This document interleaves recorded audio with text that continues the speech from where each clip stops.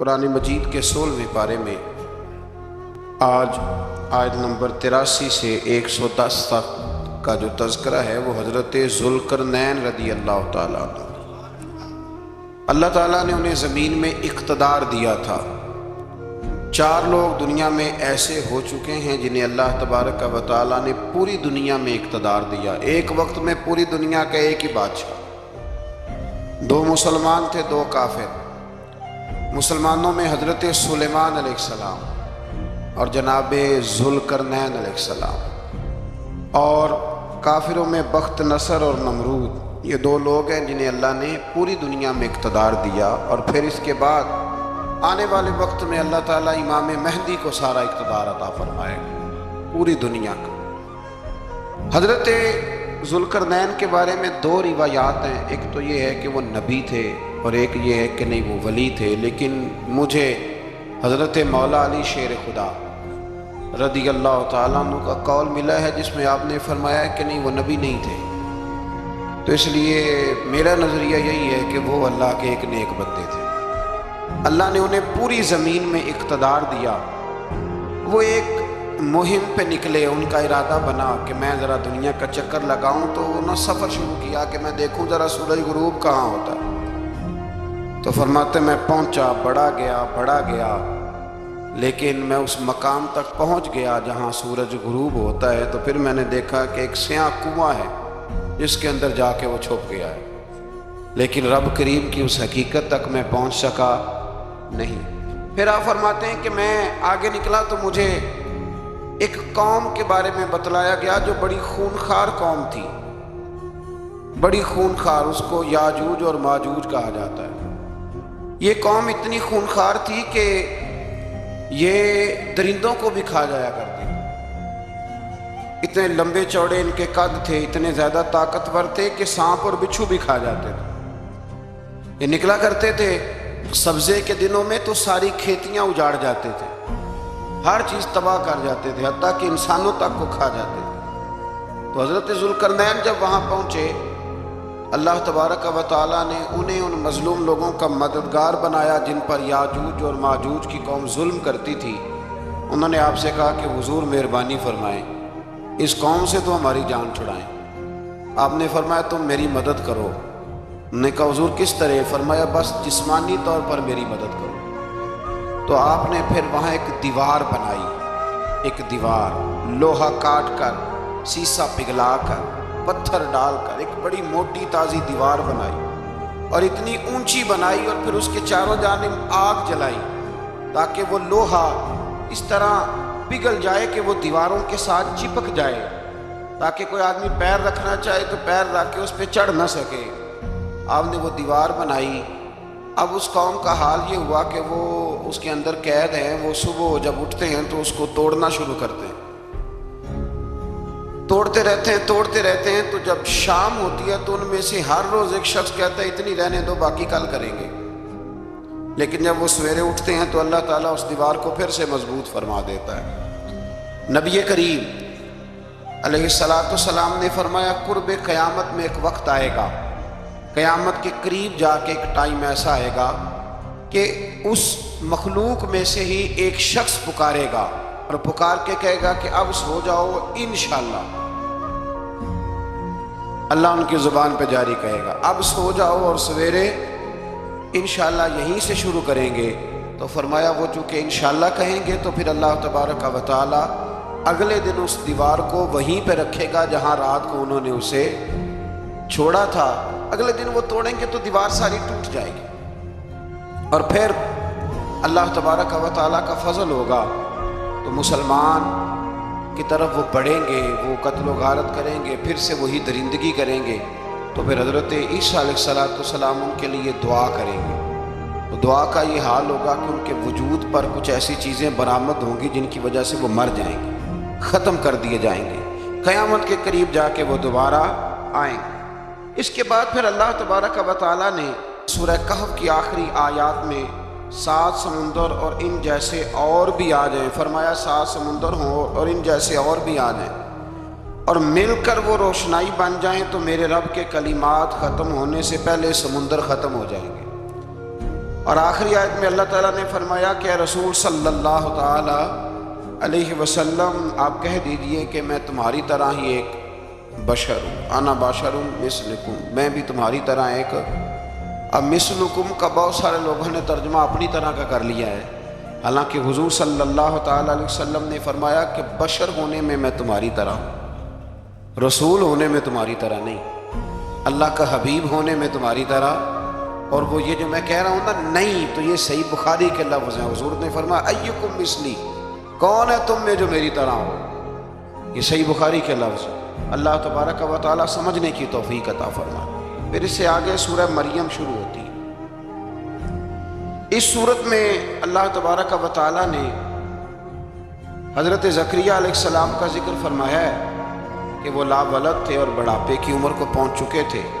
انہوں نے اللہ تعالیٰ سے اولاد کی دعا کی جو ان کا اور آل یعقوب کا وارث ہو، تو اللہ تعالیٰ نے انہیں بیٹے کی بشارت عطا فرمائی جس کا نام انہوں نے یحییٰ رکھا، بلکہ یہ نام انہوں نے پہلے سے رکھ لیا تھا، یہ یحییٰ نام انہوں نے پہلے سے رکھ لیا تھا۔ مجھے اب لوگ کس سینس میں مسئلہ پوچھتے ہیں یہ نہیں مجھے بتا، لیکن مجھ سے ایک دوست نے کچھ دن پہلے پوچھا کہ پیدائش سے پہلے بچے کا نام رکھنا جائز ہے، تو میں نے انہیں کہا کہ ہاں آپ سورہ مریم پڑھیں گے تو آپ کا اندازہ ہوگا کہ حضرت زکریا نے بیٹے کا نام پہلے ہی رکھ دیا تھا، کیونکہ انہیں یقین کامل تھا کہ رب کریم مجھے بیٹا ہی عطا فرمائے گا۔ تو حضرت یحییٰ علیہ السلام کو اللہ تعالیٰ نے بچپن میں ہی نبوت عطا کی اور کتاب دی۔ ان کے اوصاف یہ بیان کیے کہ وہ پاکیزہ اور متقی تھے، ماں باپ کے ساتھ نیکی کرنے والے تھے اور سرکش نہیں تھے۔ ان پر سلام ہو جب وہ پیدا ہوئے، اور ان پر سلام ہو جب ان کی وفات ہوئی، اور قیامت کے دن جب انہیں اٹھایا جائے گا۔ اس سے معلوم ہوا کہ نبی کریم علیہ السلام پر یا کسی بھی نبی پر سلام بھیجنا، اور اس دن پر سلام بھیجنا جس دن اللہ تعالیٰ نے انہیں پیدا فرمایا ہے، یہ قرآن مجید سے ثابت ہے۔ یعنی آپ یہ کہہ سکتے ہیں کہ جس سہانی گھڑی چمکا طیبہ کا چاند، اس دل افروز ساعت پہ، دل افروز ساعت پہ، تو یہ عین قرآن مجید ہے کہ جس دن وہ پیدا ہوئے اس دن ان پر سلام۔ اللہ تعالیٰ سمجھنے کی توفیق عطا فرمائے۔ پھر اس سے آگے چل کر حضرت مریم سلام اللہ علیہا کا ذکر ہے کہ ان کے پاس فرشتہ آیا۔ ہم تیسرے پارے میں بھی ان کا ذکر پڑھ آئے، پھر ایک آدھ اور جگہ پہ بھی اشارتاً کنایتاً ان کا تذکر آیا کہ ان کے پاس فرشتہ انسانی شکل میں آیا، اور فرشتے نے آ کے کہا کہ میں آپ کو بیٹے کی بشارت دینے آیا ہوں۔ کہنے لگی میرے پاس کیسے بیٹا آئے گا، مجھے تو کسی مرد نے چھوا ہی نہیں۔ تو فرمایا رب ایسے ہی کرتا ہے جب وہ کسی کام کا ارادہ فرما لیتا ہے۔ تو حضرت مریم کے ہاں اللہ تبارک و تعالیٰ نے حضرت عیسیٰ علیہ السلام کی ولادت فرمائی۔ حضرت عیسیٰ بغیر باپ کے پیدا ہوئے، اور حضرت آدم علیہ السلام بغیر ماں باپ کے پیدا ہوئے، تو یہ اللہ کی قدرت کی نشانی ہے۔ اب حضرت عیسیٰ علیہ السلام کی جب ولادت ہوئی تو یہ آپ کا معجزہ اور حضرت مریم کی کرامت سامنے آئی کہ آپ ایک خشک کھجور کے نیچے بیٹھی تو اللہ تعالیٰ نے اسے سرسبز و شاداب کر دیا، اور آپ اس کو ہلاتی تھی تو وہ کھجوریں گرتی تھی۔ بڑی پریشان تھی آپ کے قوم کے سامنے کیا منہ لے کے جاؤں گی، لوگ کیا کہیں گے۔ لوگوں کے لیے الزام لگانا، پروپیگنڈا کرنا بڑا ہی آسان کام ہے۔ دو ہی تو کام دنیا میں آسان ہے، ایک بدگمانی کرنا اور ایک غیبت کرنا، اور اتنا مزیدار کام ہے کہ آپ ساری دیہڑی کرائیں، کوئی بندہ تھکنے کو تیار، معاذ اللہ ثم معاذ اللہ، سارا دن۔ اور اگر آپ کہیں کہ اللہ کا ذکر کرو، تسبیح لے لو، صرف 500 دفعہ درود شریف پڑھ لو، تو پھر کیا بنے گا، کام یاد آ جائے گا، بہت سارے لوگ نکل لیں گے۔ کبھی کبھی کچھ چیزیں بڑی یاد رہ جاتی ہیں۔ ایک شاعر نے ایک شعر کہا تھا، میری تھوڑی سی شعری ذوق ہے تو مجھے دلچسپی ہے، رہ جاتی ہیں کچھ باتیں ذہن میں۔ ایک دفعہ ہمارے ایک دوست کے بارے میں کچھ پروپیگنڈا ہونے لگا، تو میں نے انہیں ایک شعر لکھ کے بھیجا، مجھے یاد تھا، میں نے ایک شعر لکھا۔ کسی شاعر نے کہا تھا کہ مخلوق تو فنکار ہے اس درجہ کے پل بھر میں، سنگے در کعبہ سے بھی اصنام تراشے۔ کعبے کے اندر سے مٹی لے کے لوگ بت بنا لیتے اور اللہ کا شریک بناتے ہیں۔ تو کہنے لگا شاعر کہ مخلوق تو فنکار ہے اس درجہ کے پل بھر میں، سنگے در کعبہ سے بھی اصنام تراشے۔ تم کون ہو، کیا چیز ہے داغ کبابی، لوگوں نے تو مریم پہ بھی الزام تراشے۔ لوگ تو منٹ لگاتے ہیں، وہ جو رہی مسجد میں، پلی مسجد میں، لوگوں نے الزام لگانے کا وقت آیا تو الزام لگا دیا، سید عائشہ صدیقہ پہ لگا دیا، صدیق کی بیٹی اور صدیقہ۔ آپ سوچ سکتے ہیں کہ لوگ کہاں تک جاتے ہیں اور باتیں کہاں تک پہنچتی ہیں۔ تو یہ میرے رب کریم کا فضل اور کرم ہے کہ جناب مریم کی برات کا اعلان بھی قرآن نے کیا اور حضرت عائشہ صدیقہ کی برات کا اعلان بھی قرآن پاک نے فرمایا، یہ بھی قرآن مجید نے فرمایا ہے۔ اور کل پرسوں بھی بات ہو رہی تھی حضرت یوسف علیہ السلام کی، تو الزام تو لگتے رہتے ہیں۔ تو میں نے اس دن بھی سوال کیا تھا، پھر دہراتا ہوں کہ غلطی کیا تھی حضرت یوسف کی؟ کبھی کنواں اندھیرا، کبھی بھائیوں کے تھپڑ، کبھی مصر کا بازار، اور ذرا سوچو تو صحیح، جب بولیاں لگتی ہیں انسان کی تو کیا حال ہوتا ہے۔ اور پھر ذرا یہ بھی تو دیکھو نا کہ جب زلیخا نے الزام لگایا تو پھر کیا حال ہے، اور پھر 12 سال کی جیل، پر رب فرماتے ہیں شان میں نے یوسف کو ہی عطا فرمائی۔ تو حضرت مریم سلام اللہ علیہا جب وہ بیٹا لے کے گئی ان کے پاس، تو انہوں نے کہا یہ کہاں سے آ گیا؟ آپ فرمانے لگی میں نے تو چپ کر روزہ رکھا ہوا ہے، اسی سے پوچھ لو یہ کہاں سے آیا ہے، یہی بتائے گا۔ پنگوڑے میں تھے حضرت عیسیٰ علیہ السلام، پنگوڑے میں، تو قرآن مجید کہتا ہے کہنے لگے قال انی عبد اللہ، حضرت عیسیٰ بولے اور بول کے کہنے لگے میں اللہ کا بندہ ہوں، اور آتانی الکتاب، خالی نہیں آیا، کتاب ساتھ لے کے آیا، وجعلنی نبیا، اور اس نے مجھے نبی بنا کے بھیجا ہے۔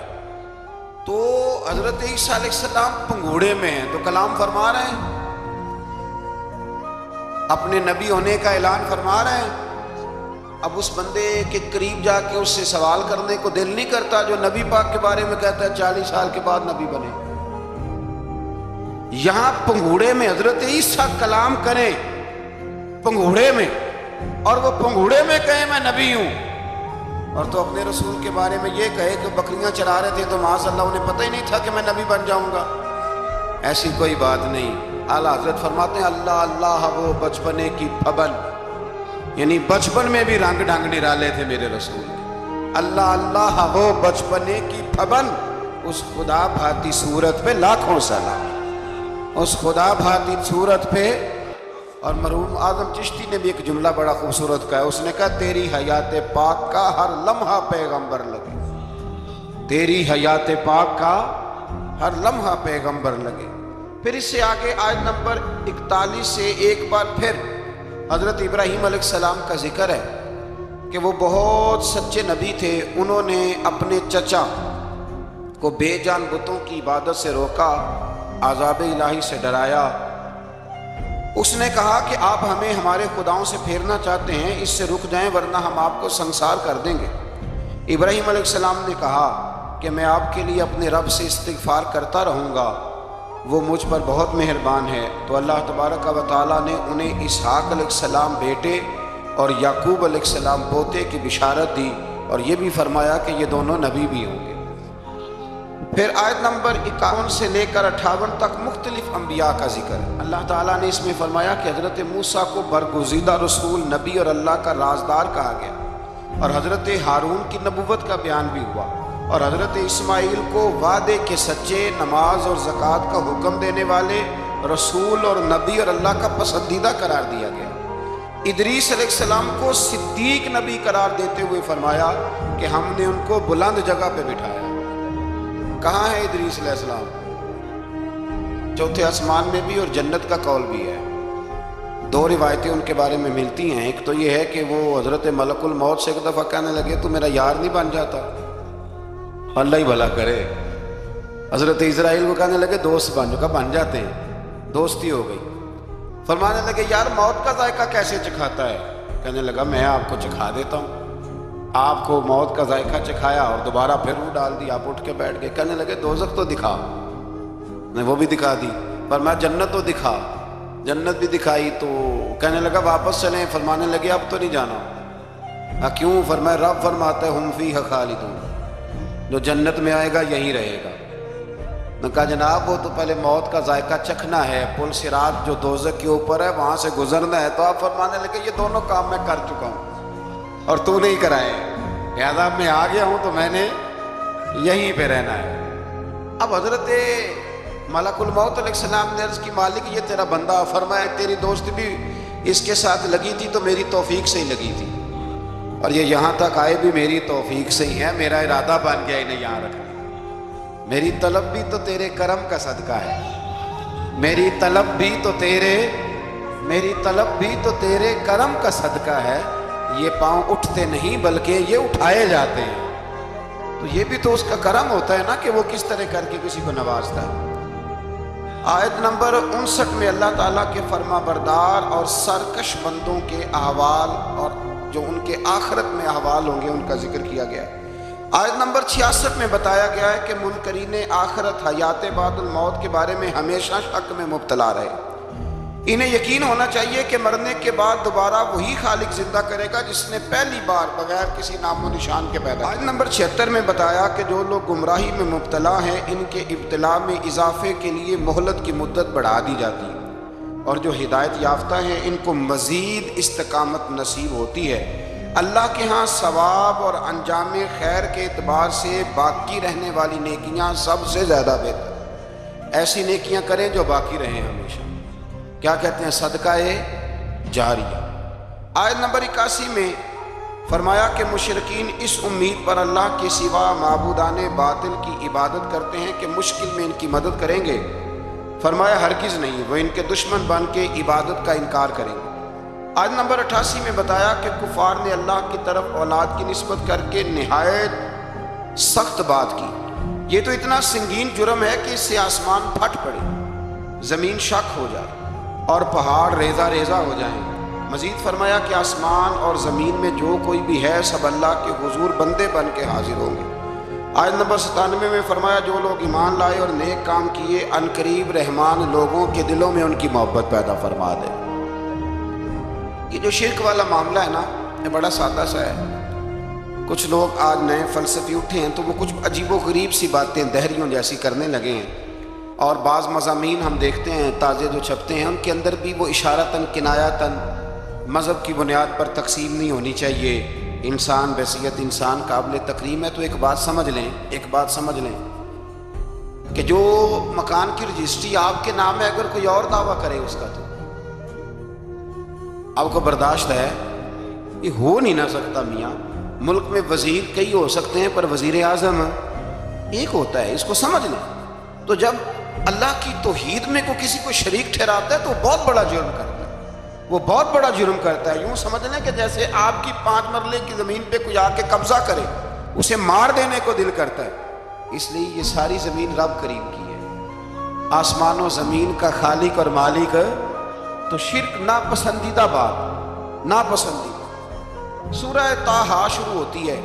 इस सूरह ताहा में नबी पाक सल्लल्लाहु ताला अलैहि वसल्लम को रब करीम ने फरमाया कि महबूब कुरान इसलिए नाजिल नहीं किया था कि आप मुशक्क़त में पड़ जाए। नबी करीम लंबी लंबी नमाजें पढ़ते थे, लंबी लंबी। तो कुरान मजीद ने कहा ताहा मा अंज़लना अलैकल कुरान लितश्क़ा, महबूब कुरान इसलिए नाजिल नहीं किया कि आप मुशक्क़त में पड़ जाए। हुजूर लोगों को बड़ी जद्दोजहद के साथ दीन की तरफ बुलाते थे, तो कहा महबूब कुरान इसलिए नाजिल नहीं किया था कि आप मुशक्क़त में पड़ जाएँ। आप तो मुशक्क़त करने लग गए। वो या रब अपने महबूब को कह रहा है, जैसे सूरह मुज़म्मिल में बात हुई ना कि महबूब थोड़ा आराम भी फरमा लिया कर, महबूब थोड़ा आराम भी फरमाए। फिर फरमाया कि ये कुरान नसीहत के लिए नाजिल हुआ है और अल्लाह ज़ाहिर और बातिन सब को जानता है और वह वहदहु ला शरीक है और सारे अच्छे नाम उसी के।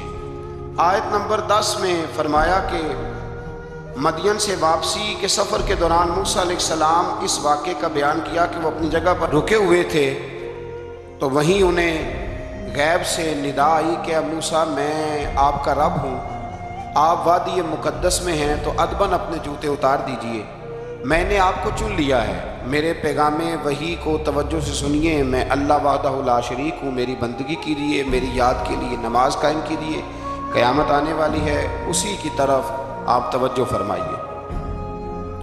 इसी मौके पर आपको जो मोजज़ात अता किए गए उनका भी जिक्र है, और वो हम पीछे बहुत सारी जगहों पे उसका जिक्र कर आए कि अल्लाह ताला ने उनको एक ऐसा आसा अता फरमाया था कि वो एक दम में ही बहुत बड़ा अज़दहा बन जाया करता था, اور پھر حضرت سیدنا موسیٰ علیہ السلام اپنا ہاتھ گریبان میں ڈال کے نکالتے تھے تو آفتاب کی طرح روشن ہو جاتا۔ اقبال کہتے ہیں یدے بیضا لیے بیٹھے ہیں اپنی آستینوں،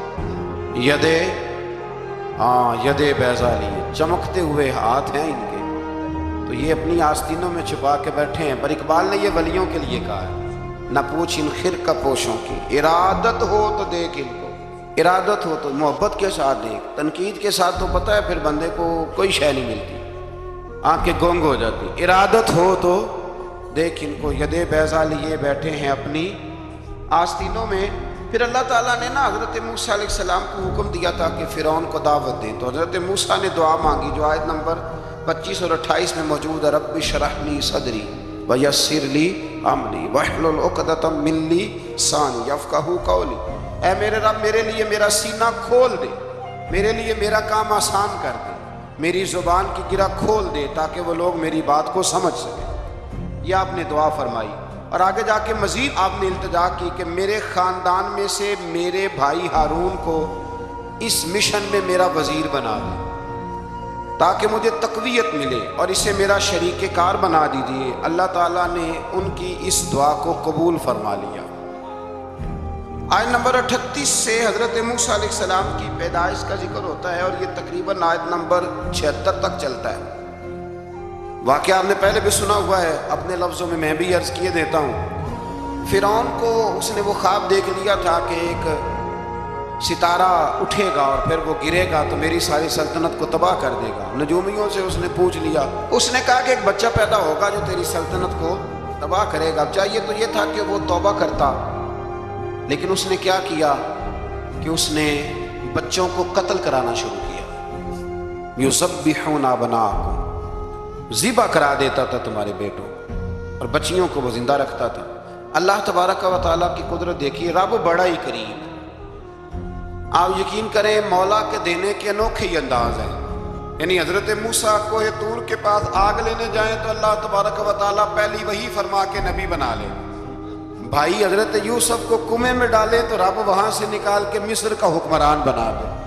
وہ بڑا ہی بے نیاز ہے، مولا کے دینے کے انداز بڑے ہی انوکھے، وہ بڑے انوکھے انداز میں نوازتا ہے۔ تو حضرت موسیٰ جب پیدا ہوئے تو ان کی والدہ نے پتہ کیا کیا، ان کو ایک صندوق میں بند کر کے دریا میں بہا دیا۔ اب دریا میں بہتے جا رہے ہیں تو ماں تھی تو پریشان بھی ہو گئی، ان کی ہمشیرہ کو کہنے لگی ذرا دھیان رکھنا کدھر جاتے ہیں۔ حضرت موسیٰ علیہ السلام دریا میں بہتے بہتے نا فرعون نے نا دریا کے کنارے مکان بنایا ہوا تھا۔ آپ کو پتہ ہے بادشاہوں کا ذوق ہوتا ہے، آج کل ہمارے جو حکمران ہیں انہوں نے اس کا نام فارم ہاؤس رکھا ہوا ہے، میرا فارم ہاؤس، اور پرانے زمانے میں لوگ ڈیرا کہتے تھے، تو اس نے بھی اس طرح کا فارم ہاؤس بنایا ہوا تھا۔ وہاں پہ حضرت موسیٰ علیہ السلام تیرتے ہوئے تابوت کے اندر صندوق کے اندر جا رہے ہیں۔ فرعون اور ان کی بیوی حضرت آسیہ بے اولاد تھی، بڑی تڑپ تھی بیٹے کی، وہ بھی وہاں کھڑی تھی۔ صندوق تیرتا ہوا آیا تو فرعون نے کہا کہ جاؤ پکڑ کے لاؤ دیکھو کیا ہے۔ جب وہ لے کے آئے نا تو آپ کی ہمشیرہ جو نگرانی کر رہی تھی پریشان ہو گئی کہ یہ تو اس کے ہاتھ لگ گئے، یہ تو اب مار ڈالے گا۔ لیکن جب خوبصورت اور چمکتا ہوا بچہ دیکھا تو بی بی آسیہ کہنے لگی یہ بنی اسرائیل کا ہے ہی نہیں، یہ تو پتہ نہیں کہاں سے بہتا ہوا یہاں آ گیا ہے، تم ایسے ہی چھوڑ، یہ پتہ نہیں کہاں سے رکھ نہ لیں، رکھ نہ لیں۔ تو حضرت موسیٰ علیہ السلام وہ کہنے لگا نہیں انہی کے ہیں، موسیٰ علیہ السلام اسی کے ہیں۔ تو آسیہ کہنے لگی تیرے تو سر پہ نا بس بھوت ہی سوار ہو گیا، ہر وقت وہی لوگ تجھے یاد رہتے ہیں، یہ پتہ نہیں کہاں سے بہ کے آیا۔ اب رکھ لیا، مان گیا فرعون۔ آپ فرعون کے گھر میں جو اس لیے بچے مروا رہا تھا کہ میری سلطنت حضرت موسیٰ پیدا نہ ہو جائے تو اسی کے گھر میں پرورش پانے لگے، اسی کے گھر میں۔ اب عورتیں منگائی گئیں دودھ پلانے کے لیے، تو حضرت موسیٰ علیہ السلام کسی بی بی کا دودھ نہیں پیتے، تو آپ کی ہمشیرہ نہ وہیں دائیں بائیں گھومتی رہتی، تو کہنے لگی جناب آسیہ سے کہ میں ایک بی بی کو جانتی ہوں بڑی صاف ستھری ہے، مجھے امید ہے یہ بچہ اس کا دودھ پیے گا۔ تو فرعون کہنے لگا دوڑ کے لا، تو وہ اپنی والدہ کو لے کے آئیں تو حضرت موسیٰ نے فوراً دودھ پینا شروع کر دیا۔ فرعون کو پھر تھوڑا شک ہوا، ایک روایت یوں بھی لکھی ہے بعض لوگوں نے کہ فرعون ایک دن اٹھایا ہوا تھا حضرت موسیٰ کی ابھی تھوڑی سی عمر تھی، تو آپ نے اس کی داڑھی پکڑ کے تو ایک گھونسا دے مارا، جلالی تو شروع سے ہے نا، تو کہنے لگا آسیہ تو مان نہ مان یہ بچہ وہی ہے۔ تو حضرت بی بی آسیہ کہنے لگی کہ تجھے غلط فہمی ہے، یہ وہ نہیں ہے۔ اس نے کہا دیکھو نا، یہ تو اٹھاتی ہے تو پیار کرتا ہے، اور میرے جب قریب آتا ہے تو اس کے لب و لہجے میں تلخی محسوس کرتا ہوں۔ اس نے کہا بچوں کو کیا پتا، خیر ایک طرف اس نے کھانے پینے کی چیزیں رکھ دی، ایک طرف انگارے رکھ دیے۔ وہ بھی حضرت آسیہ کہتی ہیں کہ تجھے سمجھ آئے بچے بچے ہوتے ہیں، حضرت موسیٰ بچے تو تھے پر تھے تو اللہ کے نبی نا، اللہ کے نبی تھے۔ جب اس نے کہا نا یہ بچے ہیں، تو حضرت موسیٰ علیہ السلام بجائے انگاروں کی طرف جانے کے نبی تھے، وہ سیدھے کھانے پینے والی چیزوں کی طرف بڑھنے لگے۔ فرعون کہنے لگا آپ بتا، اللہ تعالیٰ نے حضرت جبریل کو بھیجا، انہوں نے کہا ادھر نہیں جانا، آپ ادھر جائیے۔ آپ آگ کی طرف گئے اور ایک کوئلہ اٹھا کے زبان پہ رکھ لیا۔ آسیہ کہنے لگی سمجھ آئی، بچے کو کیا پتا کدھر جانا ہے کدھر نہیں جانا، اگر وہ اتنا ہی خیال ہوتا وہی بچہ ہوتا تو آگ۔ اور بعض مفسرین نے لکھا ہے یہ جو حضرت موسیٰ دعا مانگتے تھے نا رب اشرح لی صدری ویسر لی امری، یہ وہ آگ کا انگارہ جب کوئلہ منہ میں رکھا تھا نا تو اس کی وجہ سے زبان میں کچھ لکنت آ گئی، تو آپ دعا کرتے تھے کہ یا اللہ میری زبان کی وہ بند گرا کھول دے تاکہ میں کھل کے فرعون کے سامنے بات کر سکوں۔ وہیں حضرت موسیٰ پلنے لگے، وہیں پلے، وہیں جوان ہوئے، وہیں اللہ نے ساری دولتیں دی، بہن بھی ملی، ماں بھی ملی، اور سارے عزیزوں کا پیار بھی ملا۔ اسی گھر کے اندر اللہ نے پرورش کر کے فرعون کے ظلم سے بنی اسرائیل کو نجات عطا فرمائی۔ آیت نمبر 77 سے موسیٰ علیہ السلام کو حکم ہوا کہ راتوں رات بنی اسرائیل کو لے کے نکل جائیں۔ انہیں اللہ کی طرف سے یقین دلایا گیا کہ ان کے لیے سمندر میں خشک راستہ نکال لیا جائے گا۔ فرعون نے ان کا تعاقب کیا اور سمندر میں غرق کر دیے گئے۔ اس مقام پر اللہ تعالیٰ نے بنی اسرائیل پر اپنے احسانات کا ایک بار پھر ذکر فرمایا۔ حضرت سعد بن ابی وقاص رضی اللہ تعالیٰ عنہ بھی ایک دن جہاد کے لیے نکلے تو رستے میں سمندر آ گیا۔ حضرت موسیٰ کی قوم کو نا سمندر نے رستہ دیا تھا، تو جناب سعد بن ابی وقاص سمندر کے کنارے کھڑے ہو کے اب وہ لوگ پوچھنے لگے حضور کیا کرنا ہے؟ فرمایا کرنا کیا ہے، ابھی دیکھیں کیا ہوتا ہے۔ تو فرمانے لگے وہ سمندر و دریا، اگر تو حضرت موسیٰ کی نافرمان قوم کو رستہ دیتا ہے تو ہم تو رسول اللہ کے فرما بردار غلام ہیں، ہمیں بھی رستہ دے۔ تو 12 رستے بن گئے دریا میں سے۔ جناب سعد بن ابی وقاص لشکر لے کے گزر گئے، باہر گئے تو ایک دفعہ پھر صحابہ کو یقین دلایا، فرمایا کسی کی کوئی چیز تو نہیں رہ گئی دریا میں؟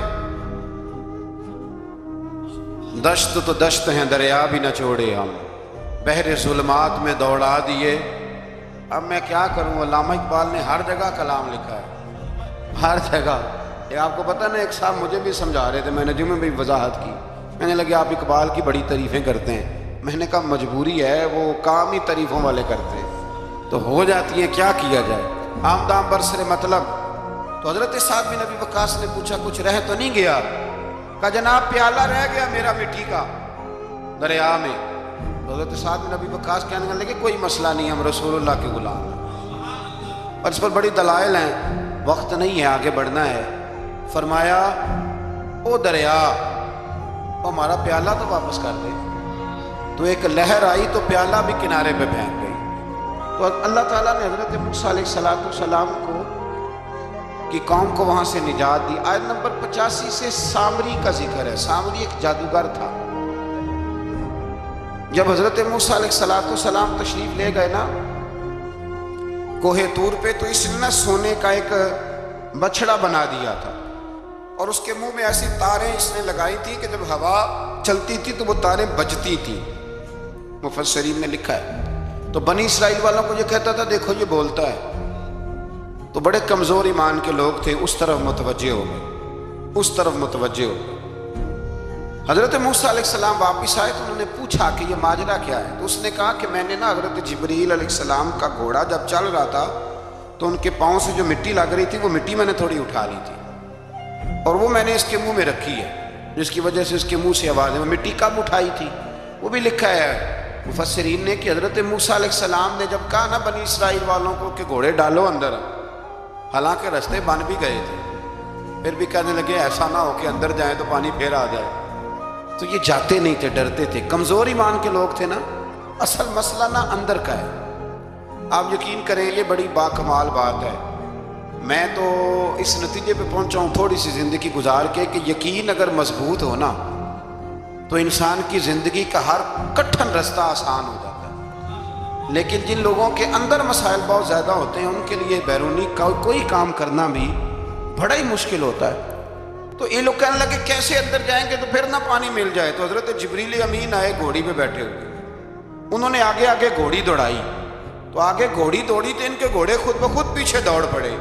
حضرت سیدنا جبریل کی گھوڑی جہاں پیر رکھتی تھی وہاں سے سبزہ اگتا تھا، سامری جادوگر تھا، حیرت انگیز چیزوں کو جمع کر لیتا تھا، اس نے وہ جمع کر کے رکھ لی اور بچڑا بنا دیا۔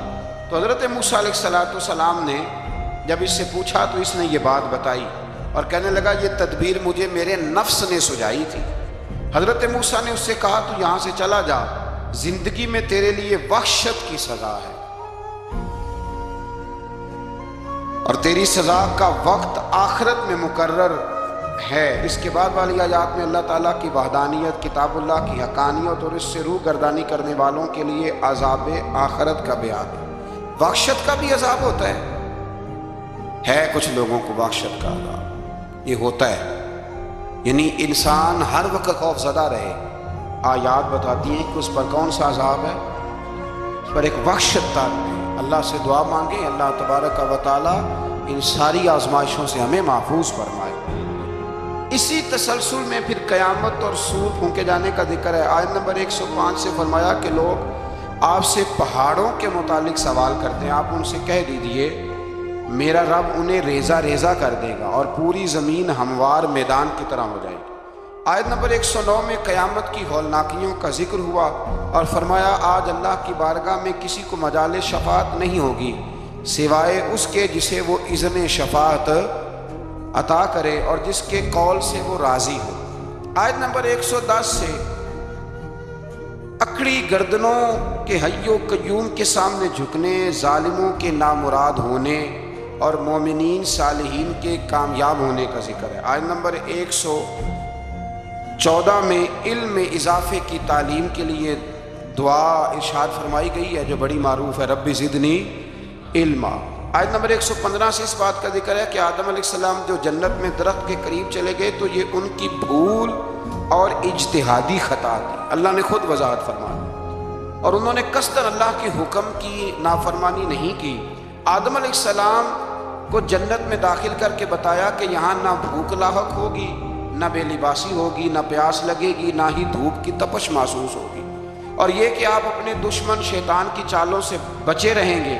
اس مقام پر قرآن نے اس موضوع کو پھر بیان کیا کہ شیطان نے وسوسہ ڈالا اور مخلص اور ہمدرد کا روپ دھار کر ان کو بہکایا، انہوں نے ممنوع درخت سے کھا لیا سو ان کے ستر کھل گئے اور جنت کے پتوں سے اپنے ستر کو ڈھانپنے لگے، پھر اللہ نے ان کی توبہ قبول کی اور جنت سے زمین پر بھیج دیا۔ آیت نمبر 124 سے اللہ تعالیٰ نے فرمایا جو ہماری یاد سے غافل رہے گا ہم اس کے لیے معیشت تنگ کر دیں گے، وَمَنْ أَعْرَضَ عَنْ ذِكْرِي فَإِنَّ لَهُ مَعِيشَةً ضَنْكًا، جو ہماری یاد سے غافل ہوگا اس کے لیے زندگی اس پر اللہ تبارک و تعالی ہر وقت اپنی یاد کی توفیق عطا فرمائے۔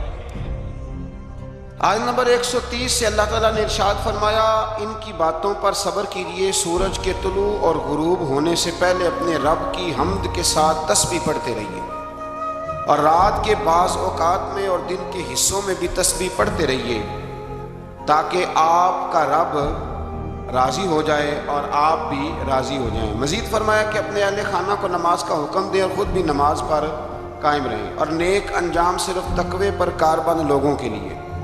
کفار قریش کے عذاب کے مطالبے کے جواب میں فرمایا کہ ان سے پہلے لوگوں کو اللہ نے ہلاک کر دیا تھا اور عذاب کا وقت مقرر ہے، اگر ہم رسول بھیجنے سے پہلے ہلاک کرتے تو یہ لوگ کہتے کہ ہمارے پاس عذاب سے پہلے رسول کیوں نہیں بھیجا، ہمیں کوئی سمجھا لیتا ہم نہ یہ کام کرتے، اور فرمایا انتظار کرو تم ان قریب جان لو گے سیدھے راستے والے اور ہدایت یافتہ لوگ کون ہیں۔ یہ 16ویں پارے کے کچھ مندرجات تھے جو میں نے آپ کی خدمت میں عرض کی ہے، اللہ سمجھنے کی توفیق عطا فرمائے۔